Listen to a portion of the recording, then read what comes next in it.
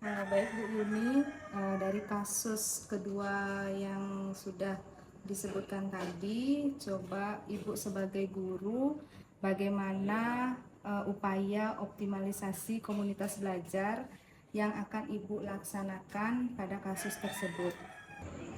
Baik, jadi sebagai guru, upaya optimalisasi komunitas belajar dari kasus tersebut, yang pertama, aktif berpartisipasi, yaitu selalu hadir dan aktif dalam setiap kegiatan komunitas. Sekian dari saya. Baik Bapak, dari kasus kedua tadi, Bapak sebagai kepala sekolah, coba diuraikan upaya adaptif pengembangan diri kepemimpinan sekolah dalam optimalisasi komunitas belajar pada kasus tersebut. Baik, terima kasih Bu. Jadi pada kasus kedua, di sana memang sudah terlihat, ya, jadi pola kepemimpinan yang berpusat pada murid, ya, namun perlu penguatan-penguatan dari apa yang harus dilakukan sebagai kepala satuan dalam upaya mengembangkan komunitas belajar. Ya. Memang di sana sudah dicantumkan bahwa ada fokus, ya, fokus orientasi pada hasil belajar murid yang dalam hal ini peningkatan nilai literasi numerasi pada AN, skor literasi numerasi pada AN. Ya, namun kita perlu kembali melihat bahwa bagaimana sih sebagai kepala satuan harus mampu memahami betul apa yang seperti apa kepemimpinan yang berpusat pada peserta didik atau pada murid itu. Jadi apapun yang dilakukan dalam komunitas belajar, kolaborasinya, pemberdayaannya, jadi sedapat mungkin kita mengutamakan peserta didik, ya, sebagai arah akhir, ya, tujuan akhir, sehingga ini akan lebih luas cakupannya, tidak hanya pencapaian hasil skor atau peningkatan literasi numerasi, tapi juga proses belajar yang semakin bermakna, semakin berdiferensiasi, sehingga anak-anak memiliki atau mencapai visi, ya, visi dari satuan pendidikan kita.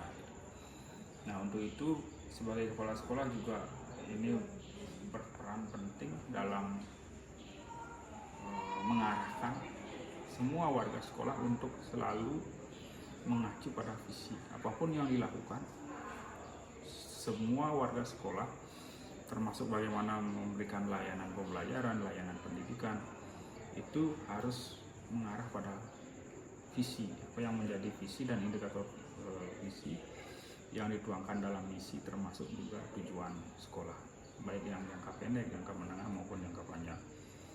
Nah, sehingga nanti kepala satuan juga menumbuhkan dan mengembangkan bagaimana tumbuhnya pembelajar sepanjang hayat, tidak hanya ke murid tapi juga ke seluruh GTK.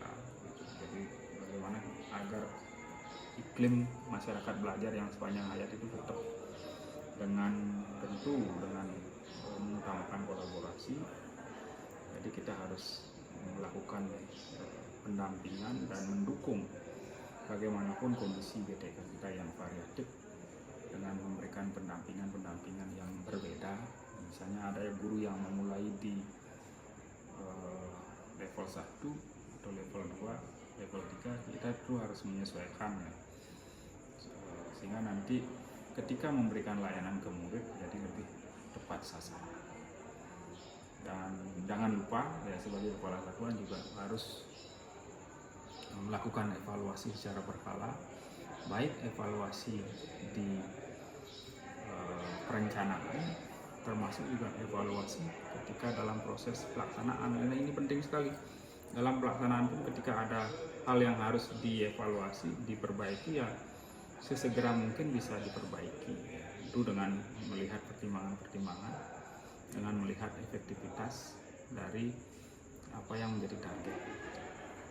Jadi sepertinya itu. Dan satu lagi, dalam evaluasi perlu melibatkan berbagai pihak, ya.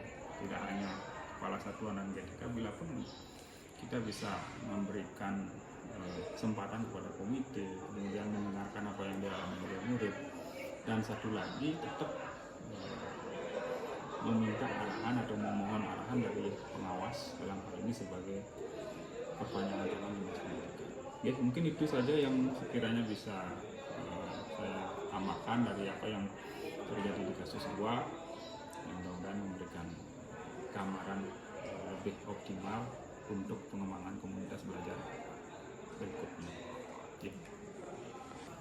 Baik, Ibu sebagai pengawas sekolah, tadi terkait apa yang dialami oleh satuan pendidikan dalam hal ini komunitas belajar di kasus 2, itu strategi apa yang bisa diberikan untuk pengembangan komunitas?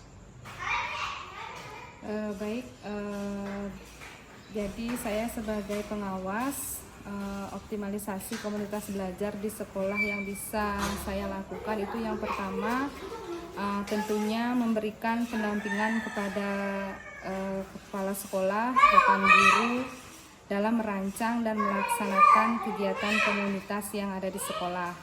Kemudian yang kedua yang saya lakukan yaitu mengevaluasi terhadap program komunitas secara berkala untuk melihat sejauh mana progres komunitas atau program komunitas yang dijalankan di sekolah.